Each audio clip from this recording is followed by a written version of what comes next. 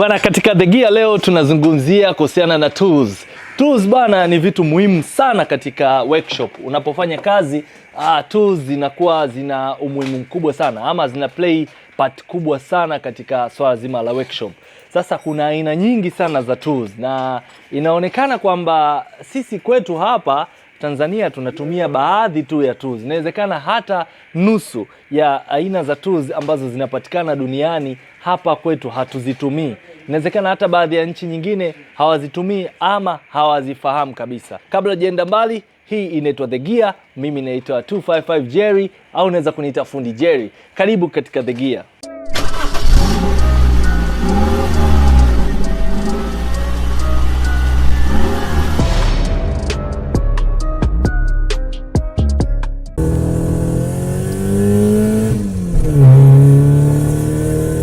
Hapa mbele yangu niko na tool moja inayoitwa spring compressor. Hii tool kazi yake ni kubana shock up. Katika gari kuna shock up, katika shock up kuna coil spring. Katika zile coil spring zamani wakati tunaanza vitu hivi havipo, basi kulikopo na watu wanachukua mfumo wa kamba, tena kama sio kamba katani basi atachukua mkanda ule mkanda wa gari ambao umeshatumika pamoja na spana, atainyonga ile spring, atainyonga mpaka itakapobana, alafu ataiweka kama ameitia loki, alafu baadaye atafyatua atakapobadilisha shock up nyingine na top mounting yake na kuweza kufanya shock up mpya kuingia katika coil spring nyingine. Lakini sasa hivi tumerahisishiwa kwa sababu mtu unakanyaga zako tu hivi, hii inapanda juu, inakuja inaibana inaibana shock up yako, coil spring yake, unabadilisha ikiwa safe zaidi. Hii urahisisha muda pale ambapo unahitaji kufanya kubadilisha shock up zako labda 4, itakurahisishia kutumia zaidi ya nusu ya muda ambao ungetumia pale ambapo unatumia masuala mazima ya kutumia kamba na kila kitu. Hii ni moja kati ya tool. Tukiongelea tool, kuna toolbox. Toolbox zipo nyingi sana. Katika hizi toolbox kuna toolbox ambazo ni general, unaweza ukakuta ina spana zote ambazo zinatumika kuanzia boxi, unaweza ukakuta ndani yake kuna ratchet, unaweza kukuta ndani yake kuna Torx key, kuna Allen key, kuna combine, kuna ringi. Ni toolbox ambazo ni general, lakini pia kuna toolbox ambazo ni special tool. Unaweza kukuta magari mengi kama ya European yanatumia aina hizi za Torx key ama Allen key kwa wingi zaidi kutofautisha na gari za Japanese. Sasa hizi zipo ambazo ni ndefu na ni fupi, na zipo nyingine ambazo unaweza kukuta kwa huku mbele kuna kitundu, na kila moja ina sehemu yake ama kila moja ina kazi yake. So tunazidi kwenda mbele, kuna hii tool hapa. Hii tool ni timing tool. Timing tool maana yake nini? Kila gari zinakuwa na engine tofauti. Pale ambapo unafungua engine na hauhitaji kuanza kupata tabu wakati wa kufunga, basi kuna kitu kinachoitwa timing tool. Timing tool maana yake ni kama kulock sehemu moja kutokupo na mtikisiko aina yoyote ama uharibifu wa aina yoyote, pale ambapo unataka kuendelea kufanya kazi yako na kuzitoa tena zile lock ambazo umeziweka mwanzoni. Yaani kama ushaikuona wale ambao wanawekewa mkono umevunjika anawekewa zile kama antena, au mguu umevunjika anawekewa antena, kwamba kusio na mitikisiko ya aina yoyote pale ambapo unapokuwa unasubiri kubadilisha kitu fulani kwa awamu nyingine. So hii timing tool zipo za aina nyingi sana. Unaweza kukuta timing tool moja ni special kwa ajili ya gari moja. Unaweza kukuta engine ya BMW let's say N52. Hiyo engine ya BMW N52 ina timing tool yake. Kuna engine ya N20 ina timing tool yake. Kuna engine ya Mercedes Benz haitumii timing tool za BMW, inatumia timing tool za Mercedes Benz. Na hizo Mercedes Benz kuna engine za let's say 271, 272 zinaweza zikaingiliana, baadhi ya engine kama 2, lakini sio zote ambazo zinaweza zikaingiliana. Okay, wale wenzangu na mimi wanaopiga nyundo gari, yes, wanapiga sana nyundo gari, unasikia ku kwa ajili ya kutoa ball joint. Kuna hii tool inaitwa ball joint puller ama ball joint separator, ambapo unaiweka tu katika sehemu ya ball joint na unafungua tu na ball joint yako itafunguka bila kupiga makelele aina yoyote. Kuna hii charging machine ambapo watu wengi wanafahamu kwamba betri inahitaji kuchajiwa. So hizi charging machine ziko aina nyingi sana. Kuna mashine ambazo zinafanya kazi haraka na kuna mashine ambazo zinachukua muda mrefu kuweza kuchaji gari yako. Na kuna mashine ambayo ina uwezo wa kuchaji betri, kuboost gari na pia kukaa katika gari. Kwa nini nasema kukaa katika gari? Kuna baadhi ya kazi katika gari kama kuprogram, kufanya baadhi ya vitu kama adaptation vinahitaji moja kwa moja kuwa na umeme constant. Unapoweka betri na kufika wakati unafanya kazi, betri inaweza kaenda low. Ukiboost tena unaweza ukaharibu baadhi ya vitu. So mashine inaweza kusetiwa ikakaa katika gari na ikawa katika volt zile zile ambazo hazishuki wala hazipandi kwa kipindi chote ambacho unaweza kufanya kazi. Kuna kazi unaweza kuifanya hata masaa 6. So itahitajika umeme ambao uko constant wa gari ambao hautakuwa na usumbufu wowote. Kuna tools aina nyingi sana na hizi ni baadhi ya tools ambazo watu wengi hawazifahamu.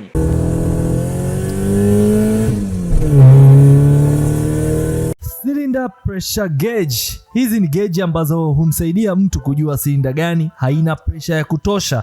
Pale ambapo kuna ukosefu wa pressure katika engine, basi huweza kusababisha gari kukosa nguvu. Kwa hiyo kifaa hiki unaweza kuconnect na sehemu za cylinder ambazo zinaweza kuonesha kila moja ina uwezo wa kuwa na pressure kiasi gani katika uwezo wa msuguano wa ndani wa cylinder. Radiator leak detection. Hiki ni kifaa ambacho unakiunganisha na sehemu za kuweka maji ama coolant ya gari, ambapo kutakuwepo na vifuniko ama vizibo vingi ambavyo vinaweza kufit katika kila aina ya gari, ambapo ukiconnect unaweza kujaza pressure na kuona wapi ambapo kuna leakage ya coolant ama ya maji. Unapojaza upepo wa tairi ya gari yako, unaweza ukawa hujui ni kiwango gani ambacho unatakiwa kujaza sahihi katika gari yako. Sasa wakagundua kitu kinachoitwa gauge.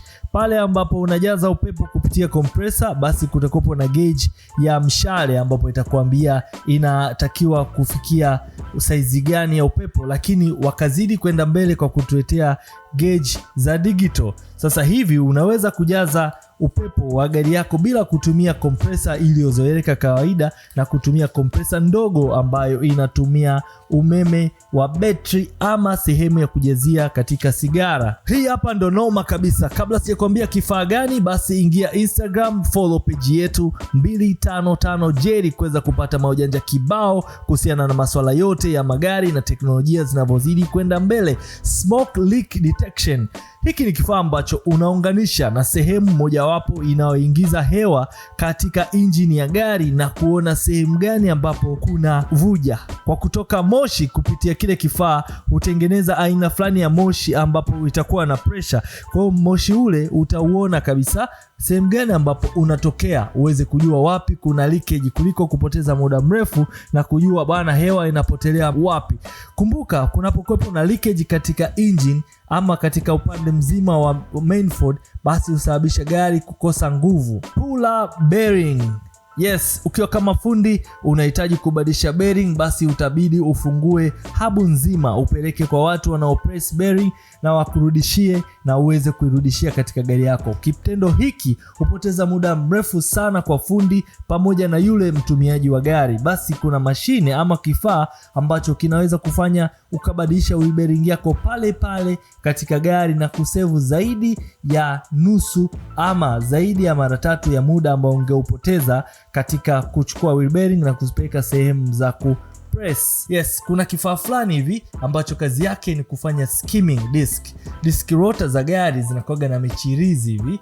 Pale ambapo unatembea na breki, mara uchafu umeingia au breki hazina quality nzuri au breki zinaisha upande, kuna kuwepo na michirizi layer ya juu ambayo haiko smooth. Basi kuna kuwa na utaratibu wa kuchukua disc kuzipeleka engineering kuzifanyia surfacing. Kuna kifaa ambacho unaweza ukakiweka tu na kikafanya pale pale katika gari na kusevu muda mwingi sana. Mimi bwana, katika pitapita zangu nilikutana na kifaa fulani ambacho badala ya kuchukua gari kwenda kuitesti mtaani, kwenda kuipitisha katika mashimo, kuna kifaa ambacho kina vibrate gari ikiwa pale pale juu na kujua kuna tatizo gani na kuweza kusolve tatizo. Brake caliper and piston pump unit. Yes, hiki ni kifaa ambacho wewe utahitajika kurudisha pistoni zako ndani bila kuhangaika zaidi pale unapobadilisha brake pads za gari ya mteja. Kuna kitu kinachoitwa wheel puller pale unapotaka kutoa ile wheel steering kwa ajili ya kubadilisha let's say steering angle sensor ama kitu chochote katika wheel steering, basi kuna puller maalum ya kuweza kuvuta na kuweza kubadilisha steering ama kifaa unachohitaji kubadilisha pale chini. Unatakiwa kusoma, ila kibongobongo watu wana tight tu pale ambapo mkono unahisi umefika sahihi, basi pale pale ndo wameishia. Hata matairi ya gari pia yanahitajika kutaitiwa na kifaa hiki kinachoitwa torque wrench, kwa sababu uki over tight ni changamoto na usipo tight inavyotakiwa ni changamoto. Kwa hiyo je, inawezekana mafundi wetu kusoma kwamba tairi inatakiwa kufungwa katika saizi gani kupitia torque wrench?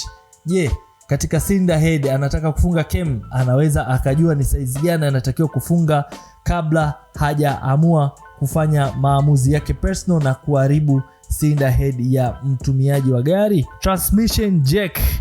Yes, sasa hivi bwana, zamani ilikuwa unahitaji kubadilisha gearbox, basi inabidi ikifika wakati umeshalegeza baadhi ya vitu unaita jeshi, njoo tusaidiane kushusha. Sasa hivi mtu mmoja tu ana uwezo wa kushusha gearbox ya gari. Yes, mtu mmoja kupitia vifaa kama lift jack pamoja na hii transmission lift machine ambayo ina uwezo kuhold transmission ama gearbox ama hata transfer case yote, ikiwa ni mtu mmoja na akaishusha na akapandisha yeye mwenyewe bila kuwa na timu ya watu wengi. Angalia vifaa vinapookoa gharama, muda pamoja na uhitaji wa watu wengi. Vifaa vipo vingi sana na hatuwezi kumaliza vyote kwa kipindi hiki kimoja. Kuna kifaa hiki kinaitwa thread repair kit. Yes, unapokuwa unatengeneza gari, katika kufungua unaweza ukajikuta umekata bolt ama nut katika engine ama katika cylinder head, sehemu ambayo sio kirahisi kuweza kuibadilisha ama kuweza kurepair paka ufungue na kupeleka sehemu kama engineering kwa ajili ya kufanyia kazi hiyo. Lakini unapokopa na kit kama hii, itakurahisishia wewe kufungua pale pale na kuweza kuchonga thread mpya na kuweza kufunga nati ama bolti nyingine sehemu ambayo inahusika ama ilipata changamoto.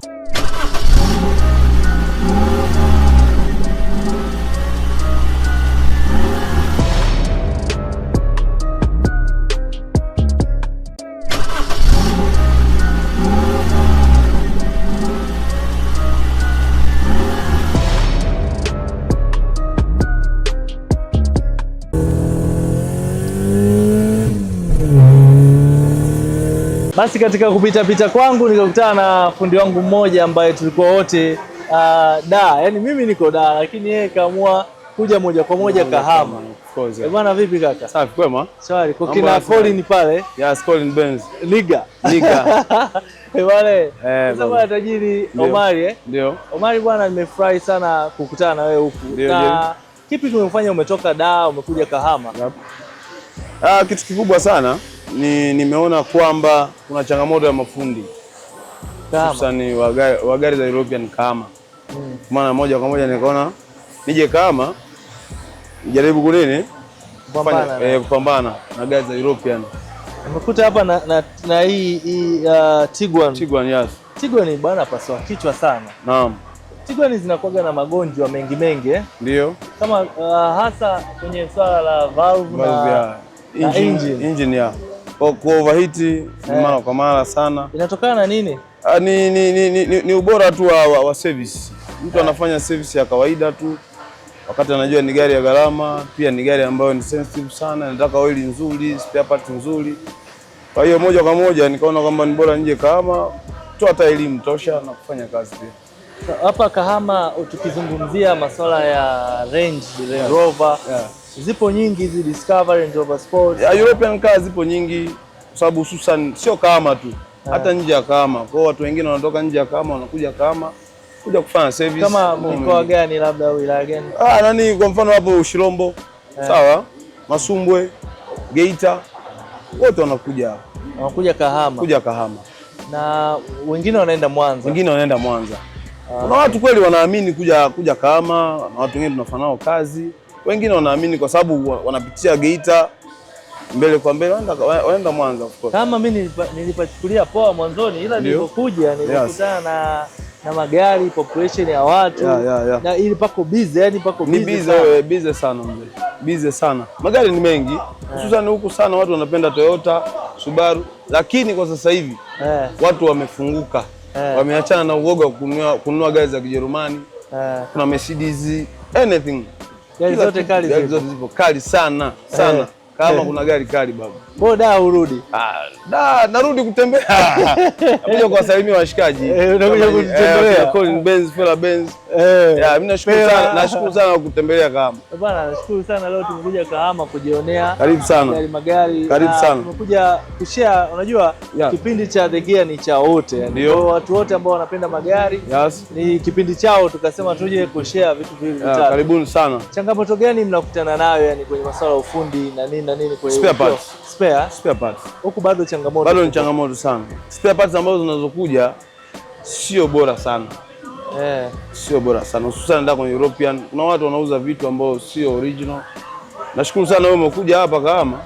Unaweza ukaangalia changamoto hiyo. Ukapata spare parts nzuri. Hicho tu. Okay. So la pia naona kama muda pia kama mtu anaagiza inachukua kwa mfano mtu anataka labda let's say ball joint ya Mercedes. Mwanza anaweza kapiga simu hamna mpaka Dar es Salaam. Siku moja na nusu utume hela, atume mtu, inawezekana hata Dar es Salaam mtu akakuzingua vile asikutumie spare parts yenyewe ukairudisha tena, na ndani ya siku 3 siku 4 siku 5 umepoteza. Hapo unaona hapo bosi anasubiri na kelele nyingi, hela kashakupatia. Sasa wewe unaanza kugombana na mwenye duka. Fadhali wewe umekuja hapa Kahama, duka tumeliona. Nashukuru sana. Umetembea mikoa mingi Ukiacha Dar es Salaam, Arusha na Mwanza. Mkoa gani mwingine umechangamka zaidi? Mkoa mwingine kabisa au wilaya ipi imechangamka? Wilaya. Kuna hizi gari nyingi zaidi. Hapana. Kwa hii mikoa ambayo natembea hapa, hiyo ulioniambia. Hamna mtu anamgusa Kahama? Hapana, anamgusa Kahama. Watu wengi sana wanatoka Ushirombo. Kwa nini kunakuwa na hivyo? Watu hapa wana hela sana ama inakuwa? Hapana, sio hela tu. Ni ile mtu kuwa na choice ya kuchagua gari. Sasa hususan hizo European watu wengi walikuwa wanaogopa. Spare parts upati, vitu vyake ni expensive, lakini sasa hivi watu wameona ni sawa tu. Unanunua gari ya Toyota, spare parts yake ni gharama. Ni sawa na European Benz, BMW, VW. Bora ni sawa tu. Hii barabara hii ni inaelekea nasikia nchi kama 3-4 hivi. Wale watu wanaosafiri pia mnawapataga? Nawapataga hususan hizo IT. Tunapita hapa tunapata breakdown, tunahudumia vizuri bila shida yoyote. Kwa yani kuwepo na hii barabara pia ni faida. Ni faida sana kwa sisi watu wa Kahama hapa. Faida sana. Sababu tunahudumia watu wa kama nchi mbalimbali, Uganda, Kongo, Burundi, wote tunahudumia. Na magari yao yote yanapita hapa. Bana, sina tosha, dakika zinakutosha. Asante bwana. Naomba mic.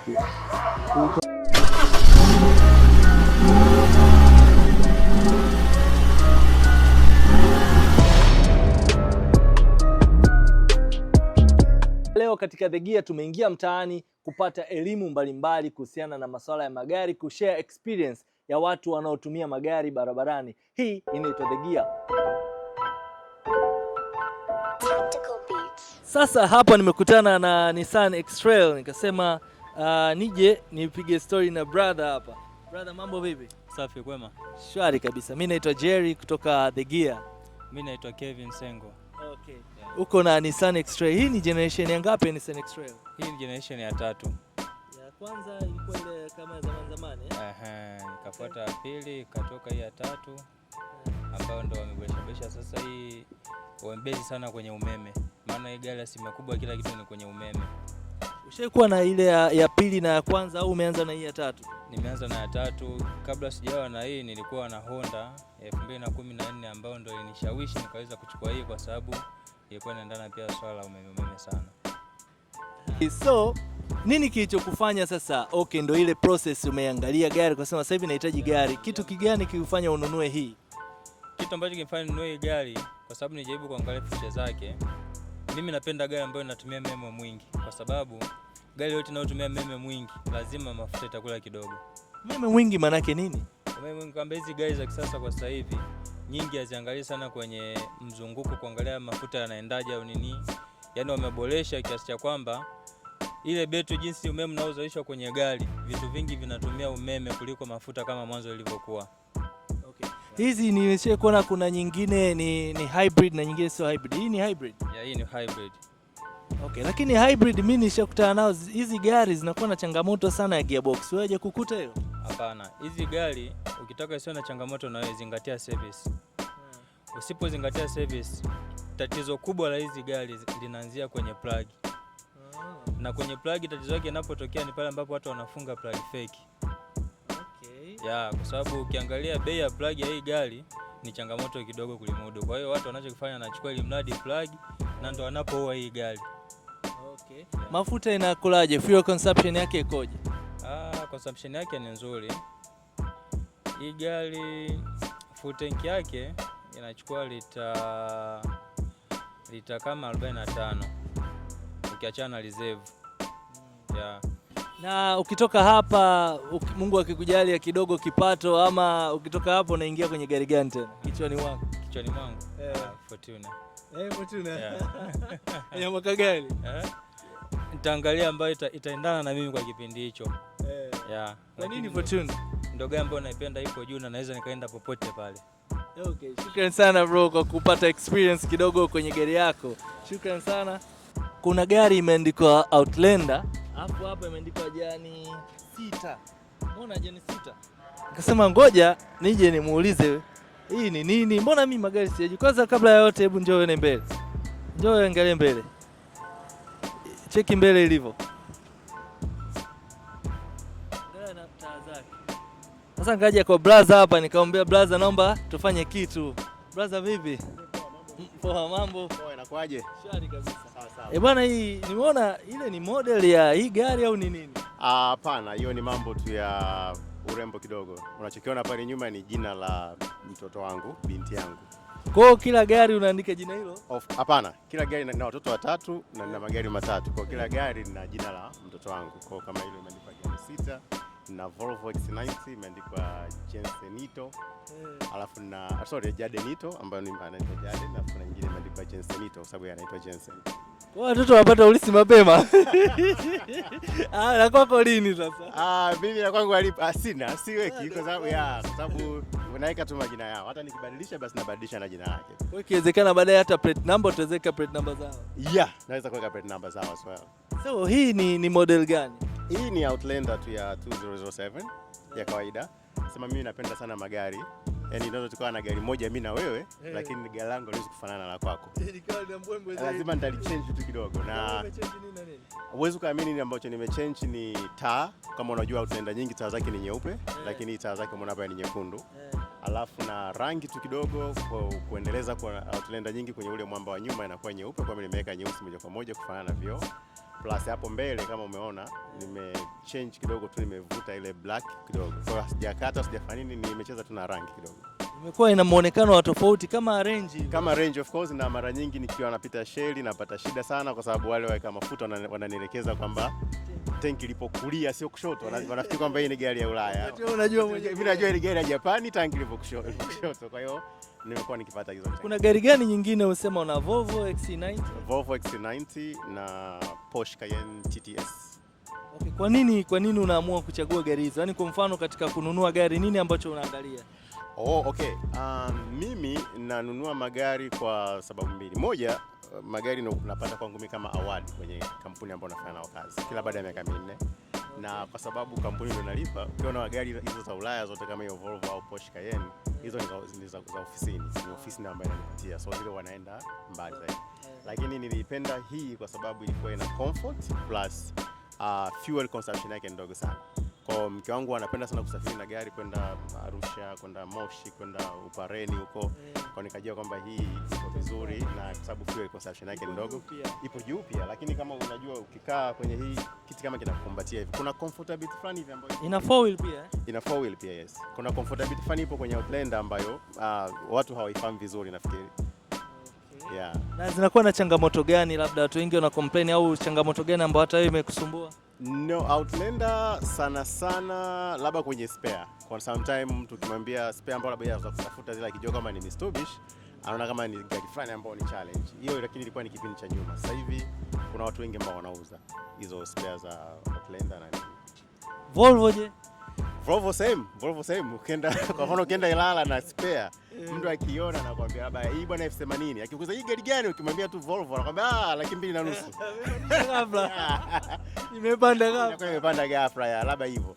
Lakini kama unavyojua magari ya Ulaya hasa ya Ujerumani, ya Sweden, ya wapi, yana usalama sana kwenye matairi. Nafikiri ukifungua wewe zile tairi la gari la Ujerumani, unaona na vitu vingi sana ambavyo vimeshikilia tairi kuliko gari za Japan. So when it comes to comfortability and safety, magari ya Ulaya yako vizuri sana. Bwana, tunapata comment kutoka watumiaji wa magari. Unajua comment ukiipata kwa watumiaji wa magari ni tofauti na comment anayeuza magari.